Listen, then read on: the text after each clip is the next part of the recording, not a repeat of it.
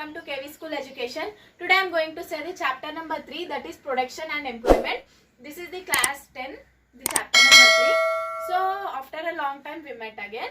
So production and employment, this is a very important chapter and very interesting, and it is very easy chapter.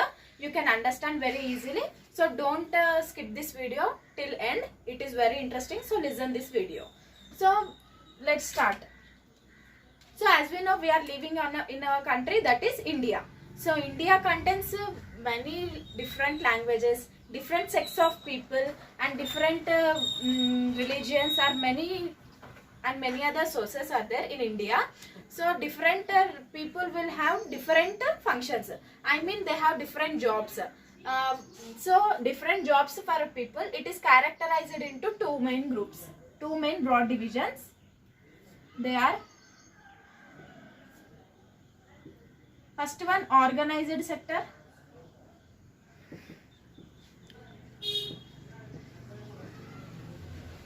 and second is unorganized sector.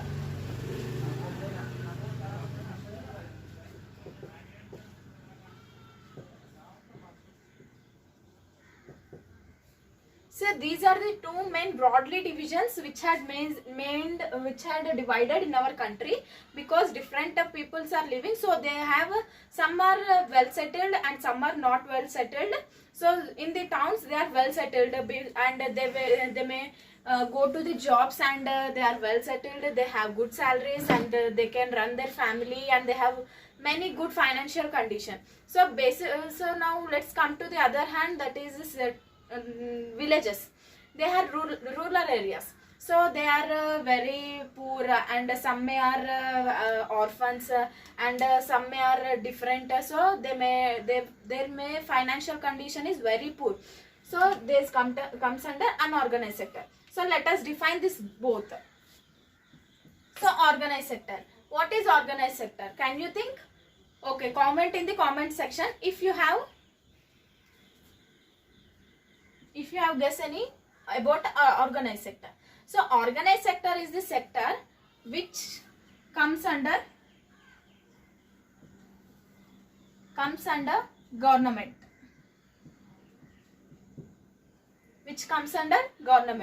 So unorganized sector, this is opposite, organized, unorganized. So government comes under government, it is private, or we can say non-government. So private or non-government. So here organized sector which comes under the sector which comes under the government, and unorganized sector comes under non-government. So based upon the India, many peoples were living. So they are characterized into two main broadly divisions, organized sector, unorganized sector. So let us see an example of organized sector. So government schools, banking,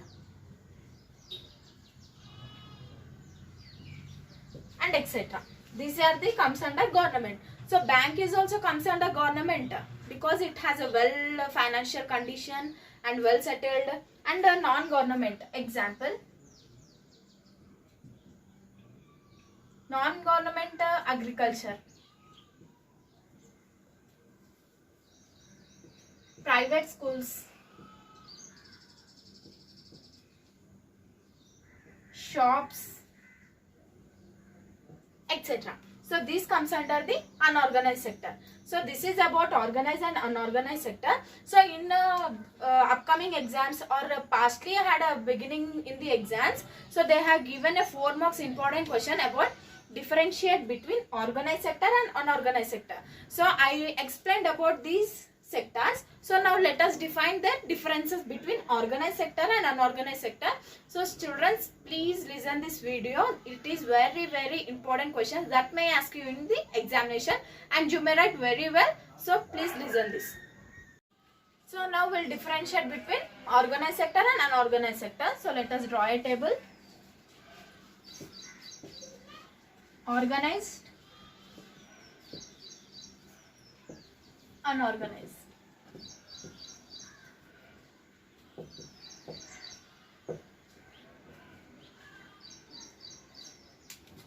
So now first point. So I said beginning the video that organized sector comes under the government. It is a government and it is non-government. So it is government and it is non-government. So next point, here in the government, rules and regulations may follow.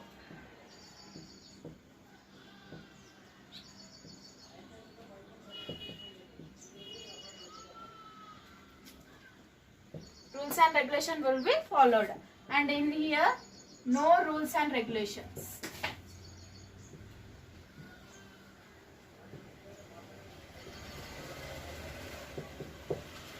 So now next, salaries are high.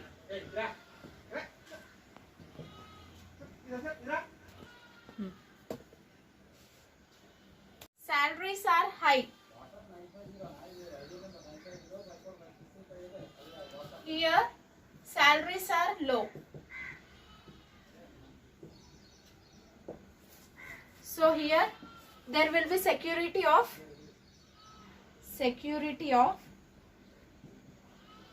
employers.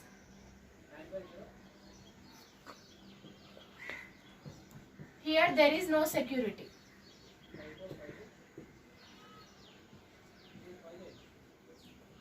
No security of employers. So this is the differentiate between organized sector and unorganized sector.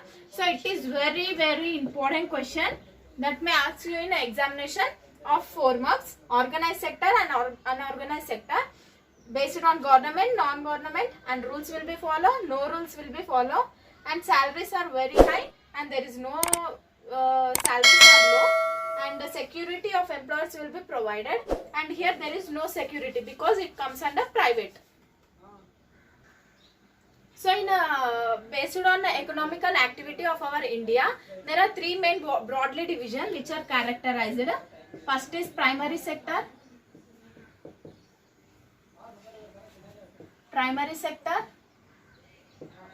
and second is secondary sector,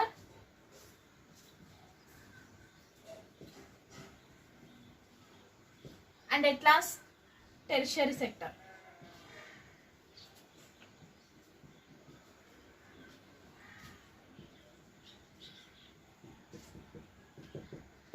So these are 3 economical activities in our country. They are primary sector, secondary sector, and tertiary sector.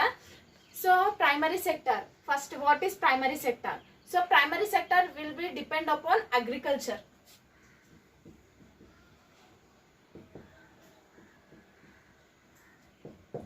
It is depend upon agriculture. For example, fishing, forestry, and self-employment.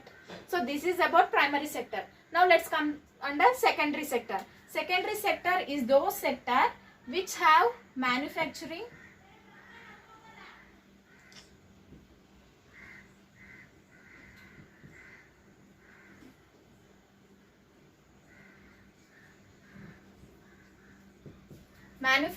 and other industries. So secondary sector will be comes under the manufacturing and other industries. So for example, we'll take transportation, real estate, financial condition. So these comes under the secondary sector and industries. So next comes under tertiary sector. So this is about all services. This is about all services. For example,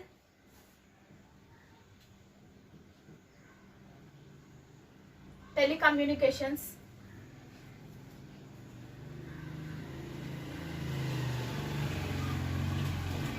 trades, hotels, and all.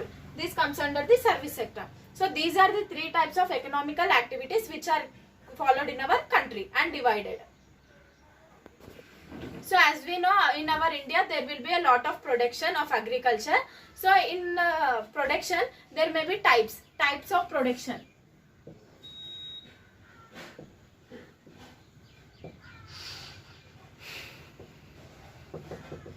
So types of production. There are two types of production. First one is input and second is output. So input is that we are adding some substances to a agriculture field. Our output is the result of our agriculture. So for example, input examples. So raw materials.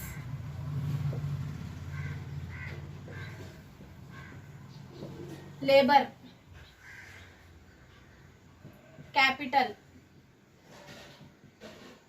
So I said in the previous video, the chapter number 4, about capital, labor and factors of production. Capital, it means money, and labor, laborers we should need for agriculture. So these are the inputs for an agriculture.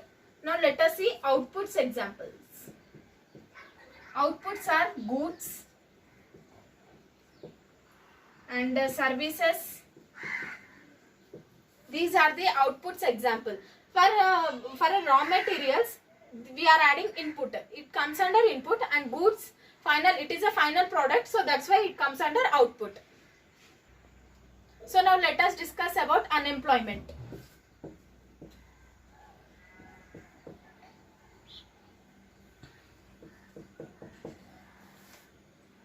So now in the many examinations, they may ask you in the 1 mark questions or chooses, they may ask you definitions, or they may ask you in chooses.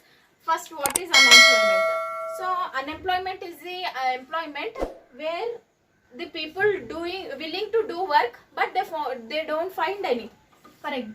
Now we'll write people are willing to do work,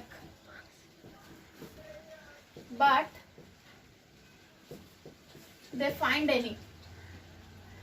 So they find nil. So this is about unemployment, where the people are willing to do work, but they don't find any. This is known as unemployment. So now let's come under underemployment.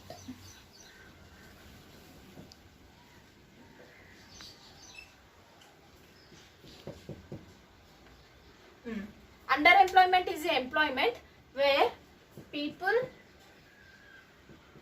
are doing work. People are doing work,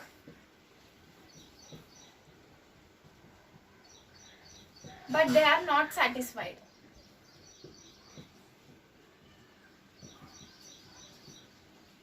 So this is about underemployment. For example, agriculture work.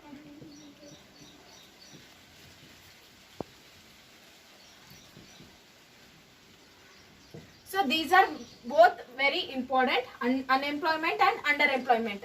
Here the people are doing work, but they don't find any. But here there are people doing work, but they are not satisfied. This is about unemployment and underemployment. So now let us, next topic, let us discuss about GDP. This is also important in 1 mark questions or in chooses. So GDP, it is the value of goods and services produced in a country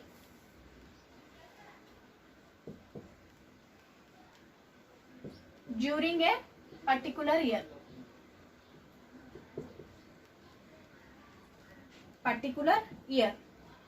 So this is about GDP.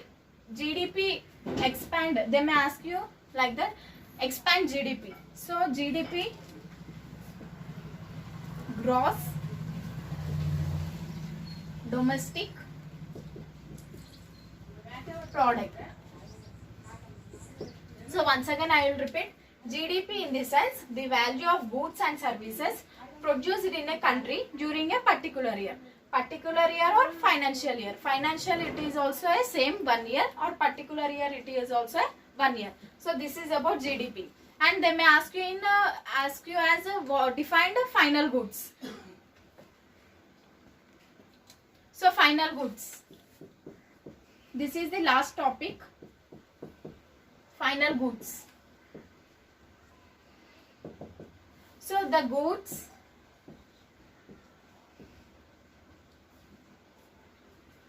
which are not used for further.